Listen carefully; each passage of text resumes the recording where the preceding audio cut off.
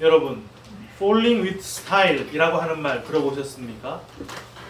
장난감 인형들이 사실은 살아있다 라는 상상력을 기반으로 해서 만들어진 만화영화 토이스토리에 나왔던 대사입니다.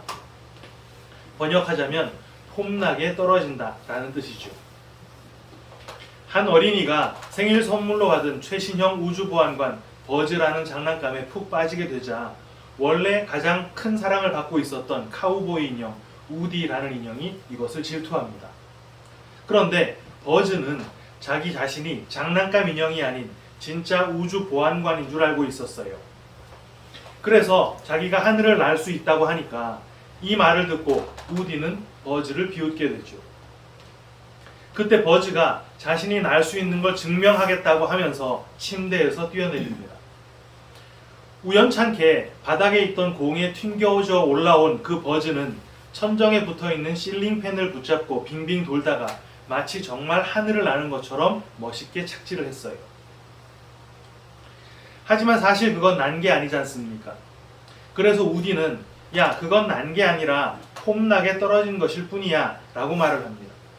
하지만 다른 모든 장난감들은 그걸 보고서 버즈가 정말 날 수 있구나 라고 감탄을 하지요. 그러자 버즈와 우디의 갈등은 점점 깊어지게 되는 것입니다. 그러던 어느 날 버즈가 우디에게 밀려서 창밖으로 떨어지는 사고를 겪게 되고 우디를 포함한 몇몇 인형 친구들이 버즈를 구하러 갔다가 돌아오는 그 과정이 이 만화 영화의 내용입니다. 폼나게 떨어진다 라는 대사는 영화 마지막 부분에 한 번 더 나오는데요. 우여곡절 끝에 서로 간의 갈등이 모두 해소된 그 버즈와 우디는 집으로 돌아오기 위한 안간힘을 썼습니다. 많은 역부족이었어요. 그런데 그때 마침 등에 로켓을 매달고 있었던 버즈가 우디를 붙잡고 하늘로 솟구쳐 오르고 다시 떨어지면서 주인이 있는 자동차 안으로 들어가게 되는데 그 장면에서 제작자들은 의도적으로 정말 버즈가 하늘을 나는 것처럼 연출을 합니다. 이때 우디가 버즈에게 야 버즈 우리가 날고 있어 라고 말을 하지만 오히려 버즈는 이건 나는 게 아니라 폼나게 떨어지는 거야 라고 말을 하게 되죠. 몇 년 전 미국의 한 칼럼니스트가 이 대사를 인용해서 칼럼을 쓴 걸 봤는데요. 제가 그 칼럼의 한 부분을 읽어드리겠습니다. Falling with style 이라고 하는 것은 불가능해 보이는 목표에 우리가 도달할 수 있게 해주는 첫걸음이다. 우리의 모든 시도가 다 성공할 수는 없지만 폼나게 떨어지는 것을 두려워해서 시도하지 않는다면 그 목표는 영원히 실현될 수 없다. 그 떨어지는 폼이 엉성하고 꼴사납게 보일지는 몰라도 그 반복되는 떨어짐은 마침내 우리를 목표 지점까지 날아갈 수 있게 해줄 것이다. 지난 시간 우리는 오병이어 사건에 대해 함께 나눴습니다. 오병이어 사건은 우리의 보잘것없는 어떤 것을 주님의 그 손에 내드렸을 때 우리의 헌신과 주님의 능력이 만나서 놀라운 역사를 일으키게 된다라는 식의 내용이 아니었죠. 오병이어는 오와 이, 5계명이 쓰여진 2개의 돌판을 의미하는 것이었고 그게 아이에게서 주님에게로 전달된 것은 바로 그 율법의 의무가 우리 인간들에게서 주님에게로 옮겨진 것을 뜻하는 것이었습니다. 그리고는 주님이라고 하는 참 생명의 떡이 온전히 찢기고 우리에게 주어지는 방식으로 그 광야에서 양식 없이 굶주려 죽었어야 했던 그 사람들이 배부름을 얻고 그 결과로 12바구니, 이거 뭐였습니까? 교회의 수였잖아요. 그 교회가 충만을 얻게 되는 것이다 라는 것까지 우리가 확인을 했습니다. 오늘 우리는 물 위를 걸어오신 예수님에 대한 이야기를 함께 읽었는데요. 베드로 역시 잠깐이나마 물 위를 걸었던 사건으로 잘 알려져 있습니다. 오병이어의 이 사건 직후 주님께서는 곧바로 제자들에게 배를 타고 바다 건너편으로 가라 라고 재촉을 하신 뒤에 오병이어를 체험했던 모든 군중들을 다 돌려보내시고 혼자 산으로 기도를 하러 가셨습니다. 이때 제자들의 배는 바다 한가운데에서 거센 풍랑에 휩싸이게 되지요. 그런 상황에 주님께서는 바다 위로 걸어오셨고 제자들은 그런 주님을 보고 유령이다 라고 하면서 두려움에 떨었습니다. 예수님께서는 곧 자신이 누구인지를 밝혀주셨지요. 이때 베드로가 당신이 정말 주님이 맞다면 나를 물 위로 걸어오게 해주세요 라고 말을 했고 주님께서 오라 라고 하시니까 정말 배에서 내려서 물 위를 걸어갔지만 곧 바람을 보고 두려워서 바다에 빠지게 되고 말았지요. 베드로는 그때 주님께 구조를 요청했고 주님께서는 베드로를 곧바로 구해주셨습니다. 그 후 베드로와 함께 배에 오르시자 그 순간 바람이 그치고 제자들은 예수님이 참으로 하나님의 아들이 맞구나 하는 고백을 하고 배는 목적지에 도달하게 되었습니다. 오늘 이 사건에 접근하는 방식은 크게 두 가지로 나뉘는데요. 먼저는 믿음으로 물 위를 걸어가다가 바람을 보고 두려워서 물에 빠진 것에 대해 그 믿음 없음을 타박하는 접근 방식입니다. 실제 주님께서도 바람을 보고 무서워서 물에 빠졌던 베드로에게 믿음이 작다라는 핀잔을 하셨으니까요. 또 다른 방식은 베드로를 칭찬하는 반대의 방식인데요. 비록 물 위를 끝까지 걸어간 건 아니었지만 그래도 어찌 보면 전 인류 가운데 유일하게 잠시나마 물 위를 걸었던 거 아니겠어요? 그래서 담대하게 배 밖으로 나가서 그 물 위에 발을 내디뎠던 베드로의 그 담대한 믿음을 칭찬하는 방식입니다. 하지만 이 두 방식은요, 겉보기에 서로 상반된 것처럼 보일지는 몰라도 그 각자의 입장을 끝까지 설명하다 보면 사실상 같은 결론에 도달하게 됩니다. 어떤 결론입니까? 두려움을 떨쳐내고 확실한 믿음을 갖자라는 결론이죠. 우리 인생 가운데 고난과 역경이 닥칠 때 그것이 두려워서 움츠리고만 있는다면 우리는 하나님의 놀라운 그 역사를 체험할 수 없다. 우리는 능력의 주님을 믿고 주님께서 오라 라고 하실 때 담대하게 그 고난과 역경이라는 물 위를 걸어가야 한다. 물론 두려울 수 있겠지만 그때 풍랑에서 눈을 돌려 주님을 바라보면서 그 두려움을 떨쳐내고 담대하게 걸어간다면 우리는 놀라운 일들을 체험하게 될 것이다. 이렇게 우리에게 아주 익숙한 결론이 도출이 되는 것이죠. 하지만 만약 오늘 내용을 그런 각도에서 접근을 한다면 그건 지난주 오병이어 사건에서 군중들이 주님을 바라봤던 그 시각과 전혀 다르지 않습니다. 그 군중들은 주님을 왕으로 옹립하려고 그랬었어요. 그래서 주님께서는 그들을 떠나 홀로 산으로 기도를 하러 떠나셨던 것입니다. 그들이 주님을 왕 삼으려고 했던 이유가 뭐였습니까? 능력이 증명되었기 때문이잖아요. 남자만 5,000명, 여자와 아이까지 다 하면 적어도 10,000명은 좋게 넘을 그 군중이 떡 5개, 물고기 2마리로 배부르도록 먹고 12바구니가 남았습니다.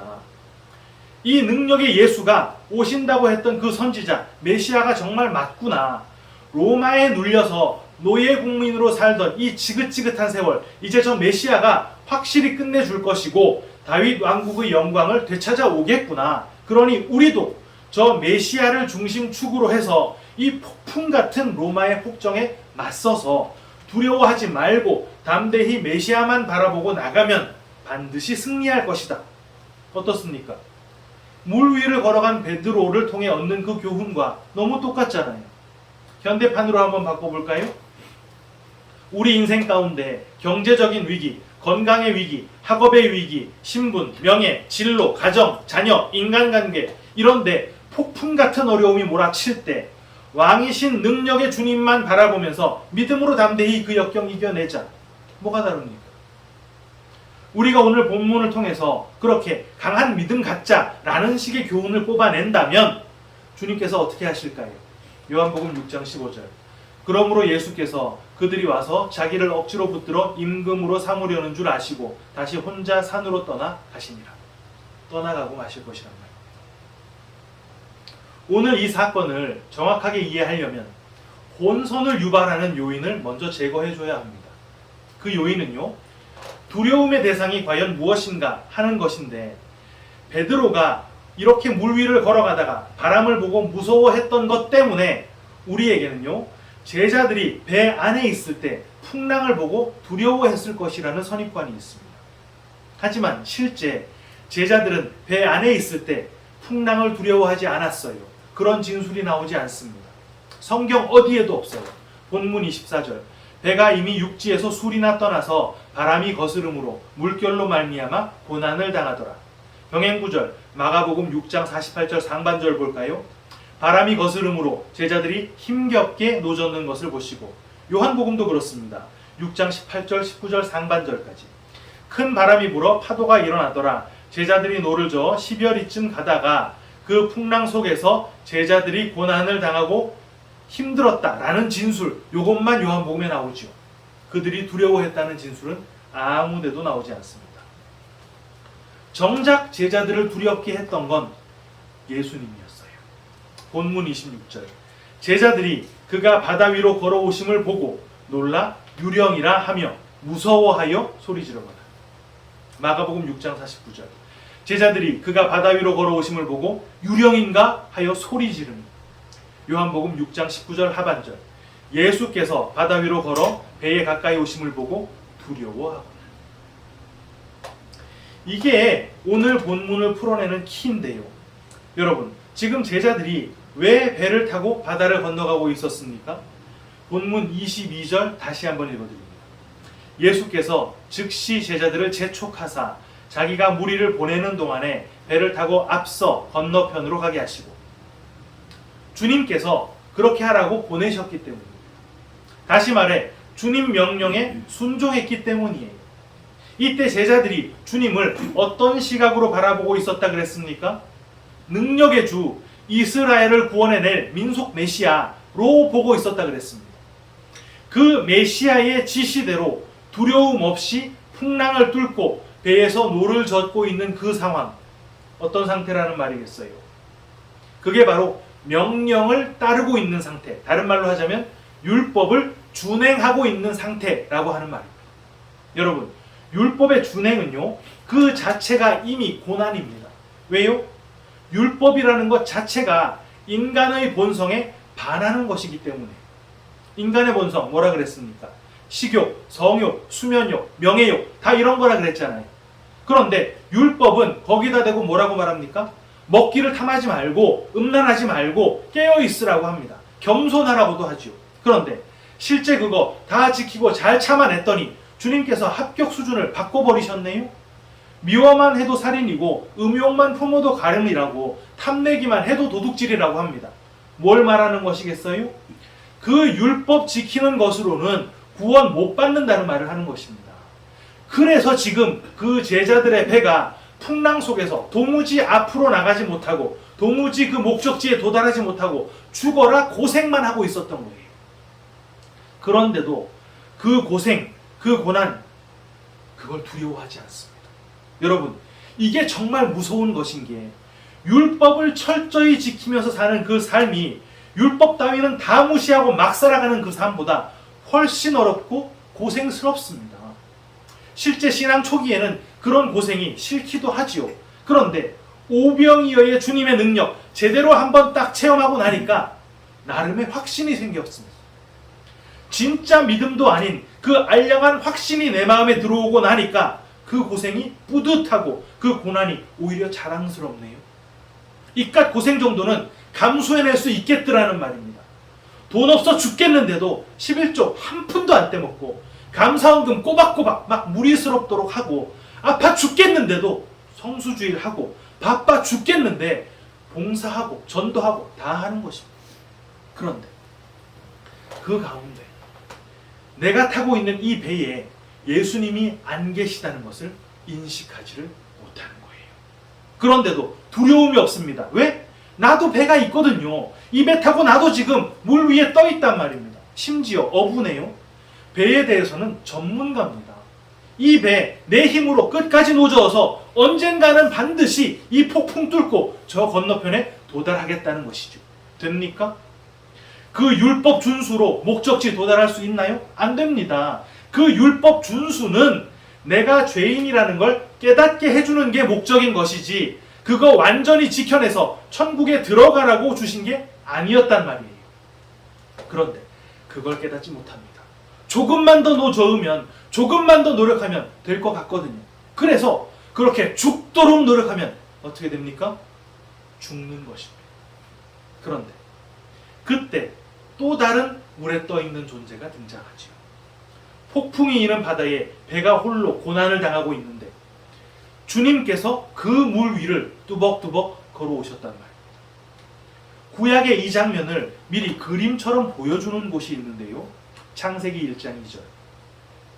땅이 혼돈하고 공허하며 흑암이 깊음 위에 있고 하나님의 영은 수면 위에 운행하시니라. 혼돈과 공허라고 번역된 이 히브리어가 토후, 보후라고 하는 단어인데요. 토후는 혼란스럽고 형태가 없다라는 뜻이고 보후는 텅 비어 있다라는 뜻이에요. 뭔가 뒤섞여 있긴 한데 진짜 내용물이 없어서 텅 빈 상태를 뜻하는 것입니다. 그리고 흑암이 깊음 위에 있다라고 했어요. 이 흑암이라고 번역된 히브리어가 어둠, 죽음, 슬픔, 악함이라는 뜻의 호셰크입니다. 다 빛이라고 하는 것에 반대되는 개념이죠. 그리고 깊음으로 번역된 단어는 태훔이라는 단어인데요. 시면, 바다라고 하는 단어입니다. 이걸 잘 정리하면 어두움인 존재가 시면 위에 떠서 혼란스럽게 뒤섞여서 막 뭔가를 하고 있는데 그 안엔 정작 아무것도 없이 텅 비어있는 상태다라는 말이겠죠. 이게 바로 율법이라는 저주의 바다에서 빠져나오지 못하는 인간들의 현주소입니다. 왜 못 빠져나옵니까? 그 안이 텅 비어 있거든요. 진짜 있어야만 했던 존재, 예수가 그 배 안에 없었단 말입니다. 그때 수면 위를 운행하시는 존재, 예수가 물 위를 걸어오시는 것이죠. 그런데 놀랍게도 그때까지 그 무서운 폭풍도 두려워하지 않았던 제자들이 예수를 보고 두려워하기 시작했습니다. 왜? 흑암이고 어둠이었는데도 그걸 몰랐던 그들 앞에 진짜 빛이신 분이 나타난 것이거든요. 제자들은 그때까지 그들 스스로도 물 위에 배를 타고 떠 있었기 때문에 그들이 어둠이라는 걸 몰랐어요. 그런데 저주의 물을 두 발로 딛고 그 위에 떠 있는 존재, 진짜 빛이 나타났단 말입니다. 어떻게 됩니까? 곧바로 그들의 실체였던 어두움이 발각되고 말았던 것이죠.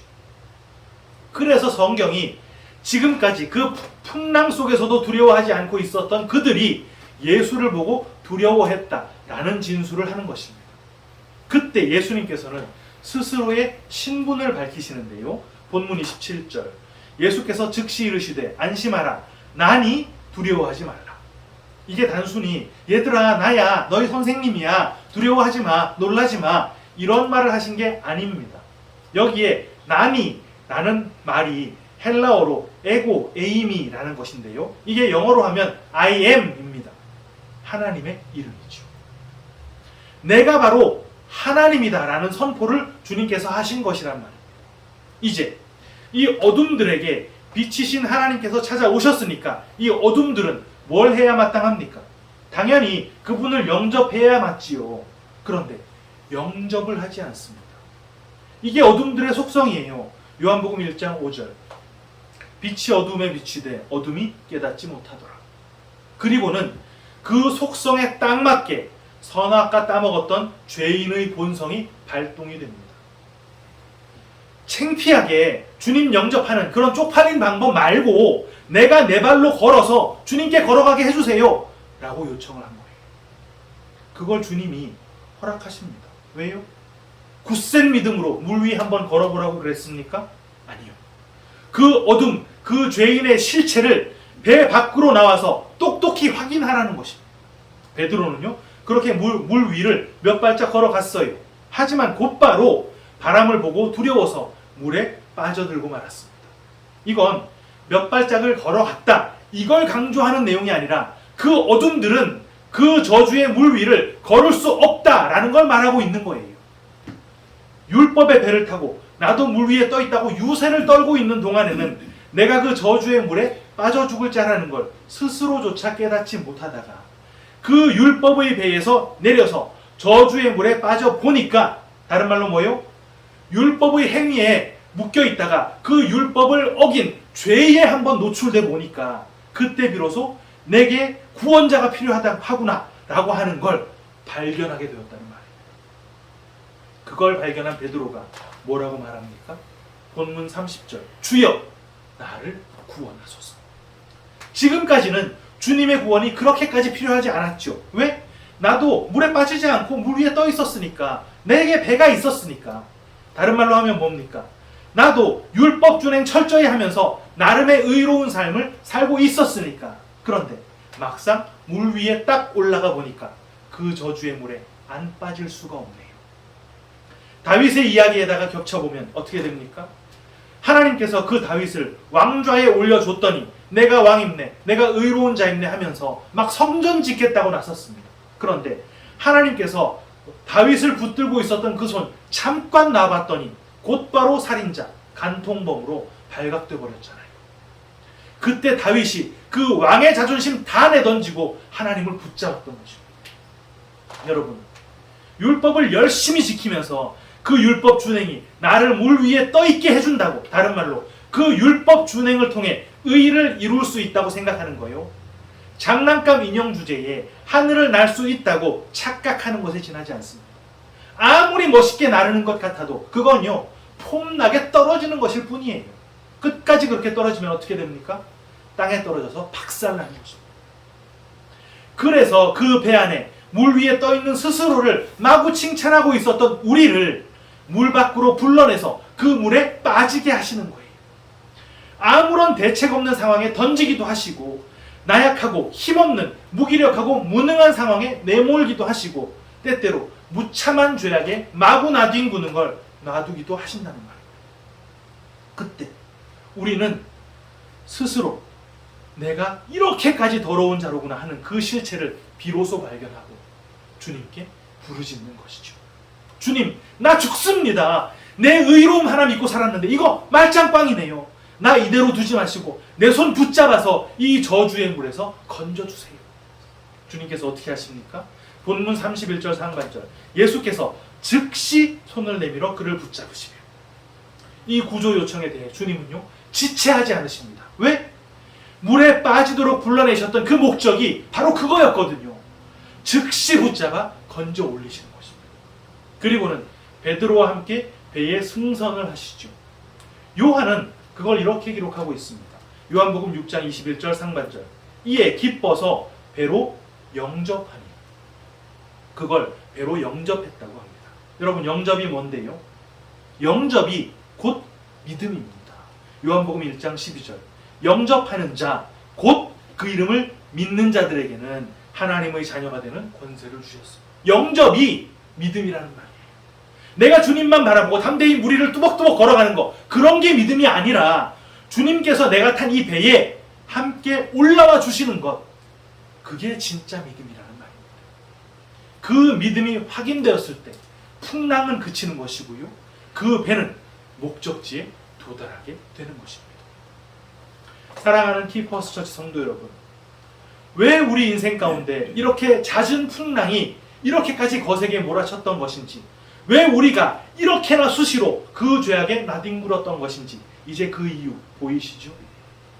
율법 준수의 그 알량한 결과물 손에 쥐고 지옥으로 막 달려가는 그 우리를 반드시 빛의 자녀로 만들어내시기 위해 참빛이신 주님께서 그렇게 수면을 운행하시면서 우리의 어둠을 드러내셨기 때문입니다.